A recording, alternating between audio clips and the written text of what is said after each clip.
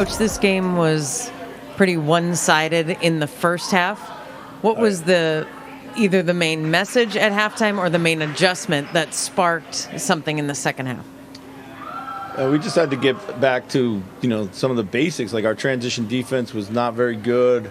Our rebounding, although not good for the most of the game, was particularly bad in the first half, and we rebounded really well in the third quarter, steadied the ship there. And just upped our kind of physicality and our purpose on defense.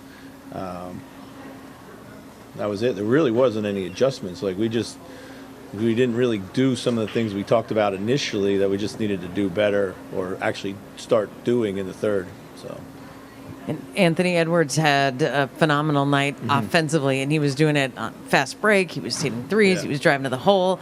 How good was his overall offensive game tonight? I mean, it was absolutely perfect. Everything starts with his aggressiveness getting to the basket, and he did that early and often. And then he found a rhythm from outside, and that's how it's going to be. And that's the change he's made, and all credit to him in the last few games. Like he knows now, instead of looking from the outside in, he wants to start his game from the inside out. And he's incredibly explosive downhill player, and when he's playing like that, there's no one that can stand in his way.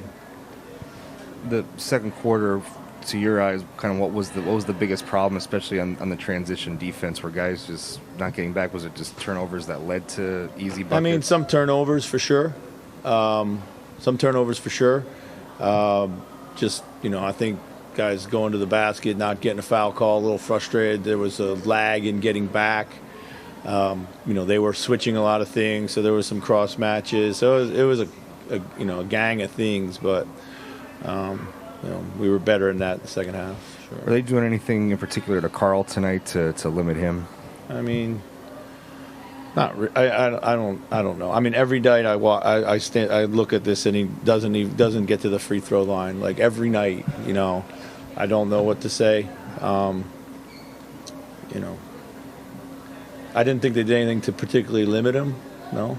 It's a matter of getting calls.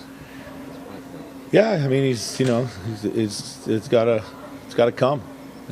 He's got to finish. He's got to be strong. He's got to go quick. He's got to. I thought he battled, man, on offensive rebounds. Guys draped on him, and he's trying to put it back up there, and just couldn't get one to go in. Frustrating night for him, but he kept playing hard. Yeah. Wiggins had a season high tonight. Did you sense anything extra from him tonight? I mean, this is the second time that I've been with the team playing the Warriors, and both times he's had big nights. He obviously has a personal vendetta. He got off on a good foot with a couple easy shots, saw it go in early, stroked some threes, played with a lot of juice, We'll go to the Zoom. Corey, go ahead. Chase, go ahead. Hey, Chris, why do you think the offensive glass was so good tonight and the defensive glass was not? I mean, traditionally, it's just literally about team personality. Traditionally, they've always been a poor defensive rebounding team. It was a big point of emphasis for us to crash the glass. And at the other end, it's season-long story. Then transition-wise, I'm sure this is something you probably learned ahead of the game. What do you think was the biggest issue with not being able to get back with a team like this? Well, I think one thing is the speed. Like before you play them for the first time, you don't realize how fast they are.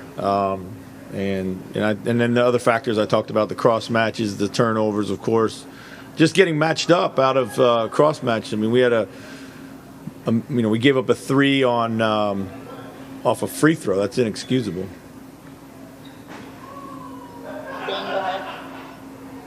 Chris, when the rebounding has been good this season, particularly on the defensive end, like you mentioned the third quarter tonight, is it anything other than just additional effort there that you can attribute that to? I mean, a lot of times limiting penetration helps, keeping them out on the outside and limiting penetration so we don't get collapsed so easily.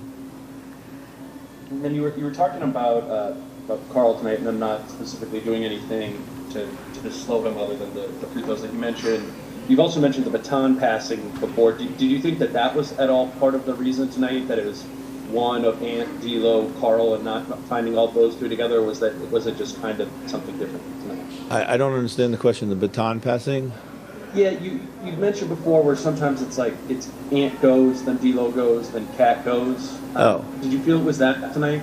No, not really. I mean, Ant had it going. We kept wanting to find him in pick and roll. We had a lot of success with Ant in pick and roll. We were using Cat as a spacer, and then when Ant was able to get to the paint, really, that's when D'Lo actually got going, because we started a chain reaction of ball movement.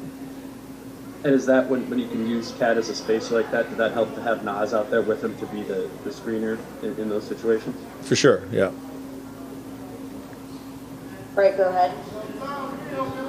Is it a concern that most of your accurate three-point shooting seems to come with pace and transition, and that it seems hard for you guys to get to knock down threes in the half-court set?